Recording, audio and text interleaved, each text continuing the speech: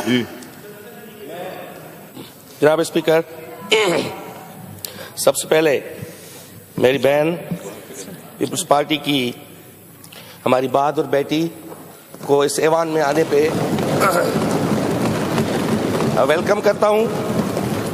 और ये हमेशा हम कहते आए हैं कि ये जेल की सहुबतें, इवन आपको भी मुबारकबाद देता हूं। उस दिन में था नहीं इधर, पुरानी हो गई मेरी मुबारक, फिर भी आपको मुबारकबाद देते हैं कि सारे आप जो जितने भी हम जेल की सहुबतें हैं, ये कोड़े हैं, ये फांसियां हैं, ये सब पीपल्स पार्टी के लिए बनी है और पीपल्स पार्टी ने हमेशा हंस के इसको वेलकम किया है।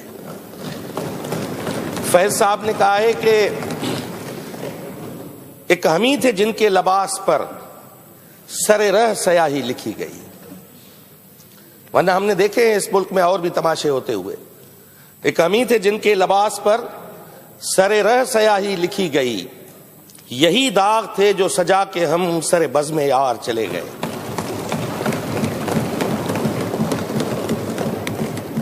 और हमेशा 72-73 साल तारीख में जमहूरियत के नाम पे जिन कुव्वतों ने जंग लड़ी है, हमेशा उनको संसार किया गया है। जिन्होंने जमहूरियत की लाज रखी है, वो जेल की सहुबतें हों, वो फांसी की झूले हों और शहादतों को कबूल किए हुए, वो बेनज़ीर साहिबा थी, वो जुल्फ़िकार अली भुट्टो थे, जिन्होंने इस पाकिस्तान में जमहूरियत की लाज रखी। वरना तमाशे हम अभी भी देख रहे हैं। हम अभी भी देख रहे हैं कि अभी कल की कल अगर कोई डिसीजन आता है उस पर रिएक्शन क्या होता है। जनाब स्पीकर, आप भी देख रहे हैं, हम भी देख रहे हैं। और आइन का जिसका वायदा किया हुआ, जिस आइन में आर्टिकल 6 पहली दफा जुल्फ़िकार अली भुट्टो ने डाला था, ना 56 के आइन में था, ना 62 के आइन में था, उसका इतलाक नहीं हुआ, उस पर कभी भी अमल नहीं हुआ। अब जब होता है तो क्या कहानियां सामने आती हैं, आप सबके सामने हैं। मगर फिर भी हम कहते हैं कि कल भी जमहूरियत के लिए हमने जंग लड़ी है और ये मिसाल है पीपल्स पार्टी की सारी क़यादत, मेन स्ट्रीम क़यादत, आसिफ अली जरदारी साहब, खुर्शीद शाह साहब, अदी फरियाल टालपुर साहिबा, आप और बेशुमार शर्जील मेमर, कितनों को उन्होंने जेलों में डाला। किस बात के लिए? ये इल्जाम तो नए हैं नहीं, हमने तो पहले ये बात की थी जब प्रोडा एक्ट 51 में बना था। उस वक्त क्या था? उस वक्त कौन सी करप्शन की कहानी चल पड़ी थी? फिर भी हम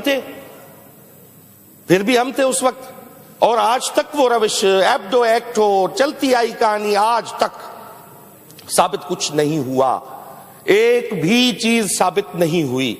मगर इस हिसाब कौन लेगा कि जो बच्चों के साथ दिन गुजारने वाले थे, मेरी बहन के, आपके जो दिन अपने बच्चों के साथ गुजारने वाले दिन थे, अपनी फैमिली को टाइम देने वाले दिन थे, वो दिन जेलों की सोहबतों में गुजारे, इसका हिसाब कौन देगा?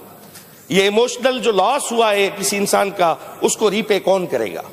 इसकी कोई कास्ट है इस मुल्क में? कोई जवाब दे सकता है? किसी अदलिया के पास जवाब है? किसी हुक्मरान के पास जवाब है? और हमारे हुक्मरान बैठ के कहते हैं कि हम एहतसाब लेंगे, हम एहतसाब लेंगे, एक रुपया हम वापस वसूल करेंगे जिन्होंने खाया है। और कश्मीर के लिए यहां पे बड़ी बातें हुई, अभी देख रहे हैं आप, हम खुद देख रहे हैं कि कश्मीर के मसले के लिए कल यहां पे हमने मुसलमानों पे जो कुछ हुआ एक रेजोल्यूशन पास की। आज तमाशा ये है कि उधर कोलालमपुर में पूरी मुस्लिम वर्ल्ड डिवाइडेड खड़ी है। महातीर मोहम्मद ने जुल्फ़िकार अली भुट्टो को बाद पहली दफा अगर मुस्लिम उम्मा को इकट्ठे करने के लिए 20 मुल्क वहां पे ममालिक शरीक हुए, तो ये जुल्फ़िकार अली भुट्टो वाली वो रिवायत थी। उसी की बुनियाद पे ये कश्मीर और रोहिंग्या का से लेके फलस्तीन तक का मसला हल हो सकता था। मगर ये सारी जिस क़यादत का विजन है, जिस पार्टी के पास वो कुव्वत है, जिस पार्टी के पास वो अप्रोच है, उनको बख्श नहीं किया जाता। इस मुल्क में अजीब तमाशे क्रिएट होते हैं और तमाशबीन हुक्मरान बना दिए जाते हैं, जिनको पता ही नहीं होता है कि अगर मोदी जीत के आएगा तो कश्मीर का मसला हल होने में मदद मिलेगी।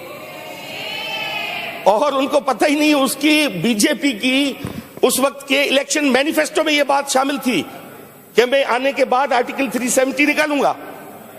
वो लेते हैं हमसे एहतसाब, अब वो करते हैं हमसे एहतसाब। मैं फकत उसके विजन की बात कर रहा हूं कि ये ऐवान है, यहां से लोग सुनेंगे बात इसको कि उस वक्त जुल्फ़िकार अली भुट्टो का विजन, हमने कहा नहीं था कि अवाम के साथ खड़े होंगे, हमने अवाम के साथ खड़ा होकर दिखाया हमने फांसी के फंदे को उसी वक्त चूमा, उसी वक्त उसको चूमा। उसके बाद हमारी बेटी आई बेनजीर भुट्टो, ये कोई ढकी छुपी बात नहीं है। वो आई, उन्होंने जो बात की, जिस अंदाज में आई, जो कमिटमेंट लोगों के साथ थी, वो वहीं पे कंपनी बाग, लियाकत बाग में वो शहीद होके उसका जनाजा सिंध में पहुंचा।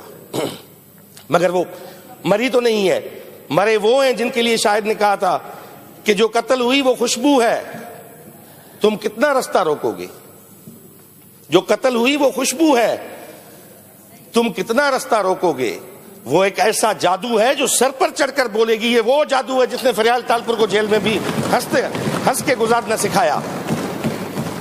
वो एक ऐसा जादू है जो सर पर चढ़कर बोलेगी। वो शोर हवाओं का बनकर आंगन आंगन होलेगी, तुम जिंदा होकर मुर्दा हो। मुझे बताइए, आज के दिन आपने भी कुछ वीडियोस देखी होंगी, कौन जिंदा होकर मुर्दा है? तुम जिंदा होकर मुर्दा हो, वो मुर्दा होकर जिंदा है, तुम कितने भुट्टो मारोगे। तो हमने हमेशा कबूल किया है, आपने भी पहले जेलें, कई बार आप जेलों में गए हैं, एमआरडी की मूवमेंट से लेके उसके बाद भी ये पूरी फैमिली जो खानदान ने कुर्बानियां दी हैं।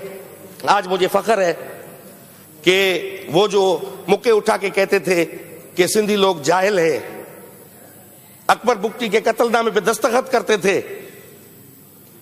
आज फख्र इस बात का है कि उस जाहिल कौम की एक बेटी ने, जिसको आप जाहिल कहते थे, हम तो नहीं कहते, हम तो 6000 साल तहजीब के वारिस है, उसकी एक बेटी ने 6 करोड़ कौम की लाज रखी है आपके सामने में। तो मैं दिल से वेलकम करता हूं इस ऐवान में, और इस उम्मीद से कि इसी जज्बे के साथ हमारी माएं, बेटियां, हमारे भाई, हम सब जमहूरियत की लाज रखने के लिए सफ़े अव्वल में खड़े होंगे।